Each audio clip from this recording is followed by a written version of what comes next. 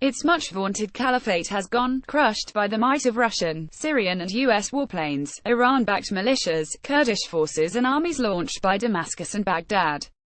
But while 2017 might have seen the end of Islamic State's dream of ruling over its twisted vision of an ideal society, the year ended with an ominous sign that its deadly international campaign against the many people and faiths it sees as spiritual foes has gathered new energy.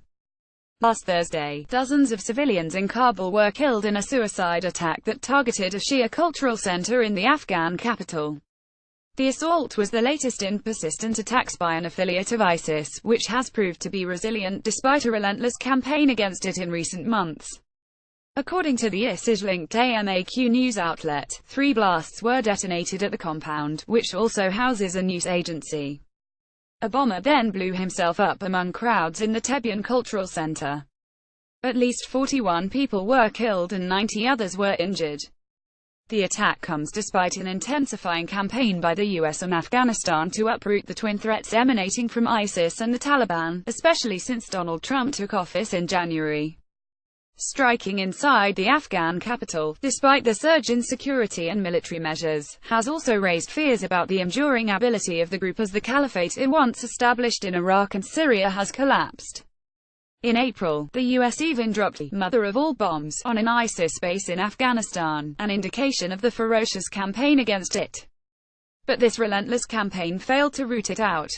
In recent months, experts and officials pointed to a successful effort by the ISIS affiliate to build roots for itself inside the capital, recruiting dozens of local members, including children.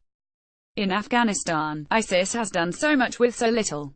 In Libya, for example, the group had hundreds of local battle-hardened fighters with experience stretching back to the early years of the Iraq War and who played a pivotal role in early ISIS efforts in Syria in 2014, but its fortunes have dwindled over the past 2 years.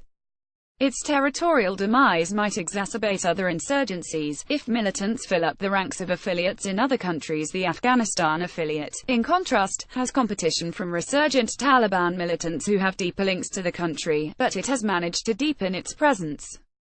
Striking inside the capital suggests that the group has successfully evolved from a largely foreign-led organization to an increasingly localized one. Aside from its persistence in Afghanistan, the nature of Thursday's attack is a harbinger of what is to come as ISIS loses its caliphate in Iraq and Syria. In its statement about the assault, the ISIS media outlet claimed that the cultural center was bankrolled and sponsored by Iran. The center is one of the most notable centers for proselytization to Shiism in Afghanistan, the statement added. Young Afghans would be sent to Iran to receive academic studies at the hands of Iranian clerics. ISIS has sought to tout itself as the defender of Sunnis across the region, and the choice of words in its statement is designed to drive that message. The sectarian theme is likely to be the group's main focus in the coming years, as it retreats from a caliphate to an insurgency. The sectarian narrative helps the group present a contiguous ideology. From Afghanistan to Syria, in place of a caliphate, it seems to have lost its message to its followers is that the victims of its attack were potential soldiers in the army that Iran is forming everywhere. Presenting itself as the last line of defense against Iran will ensure that its localized operations have a general regional theme, even as it has lost the global caliphate. This has been a recurrent theme since its rise in 2014, but the group has increasingly focused on sectarianism, not just against the Shia but also against Christians and other religious minorities. The group's attack inside Iran in June was designed to achieve this objective, and attacks that it portrays as directed against Iranian interests, such as the one in Kabul, serve a similar purpose. By doing so, it seeks to tap into a market in which even Al-Qaeda and the Taliban cannot compete with the same vigor, as they tend to focus on a relatively less sectarian struggle in the rhetoric. In October, suicide bombers linked to the group killed at least 57 worshippers in a Shia mosque in Kabul. ISIS's sectarian focus makes its persistence even more troubling for the country and the wider region. A day after the Kabul assault, the group also claimed responsibility for a militant shooting on a church in Cairo, killing about a dozen people, one of several attacks targeting Coptic civilians and churches in the country in recent years. Lesson from such attacks is that the group can still be deadly regardless of its contraction in Iraq and Syria.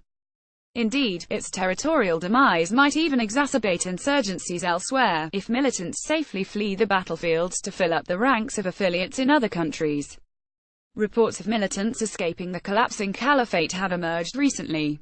Earlier this month, for example, Agence France-Presse reported that French and Algerian fighters traveled to Afghanistan from Syria to join the ISIS branch there.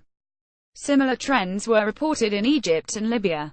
An African Union official also warned this month that many of the 6,000 who had traveled to Syria in 2014 may be returning home. Such fighters could replenish and revitalize insurgencies scattered across the region in a way they could not when the group's focus was its core in Iraq and Syria. The branches of ISIS that sprung up remained limited in size, and some weakened as the pool of militants had been small. This could change as former fighters make their way out of Syria and Iraq to countries in the region, where it is easier to link up with existing affiliates than if they travel to their homelands, such as in Europe and Britain. The group thrives on polarization, and religious minorities present it with soft targets to turn people against each other. These targets also enable it to recast itself in opposition to Al-Qaeda and other Islamist groups.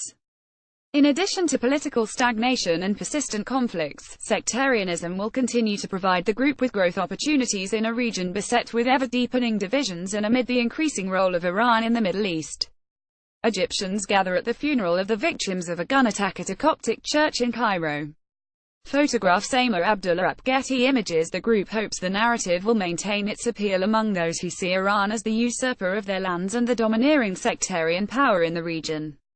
The territorial demise of the caliphate might reduce threats against the West, but for the immediate region, where it can move more easily, ISIS will continue to exploit social divisions and political stagnation to regroup and entrench itself. Hassan is co-author of ISIS Inside the Army of Terror and a resident fellow at the Tahrir Institute for Middle East Policy.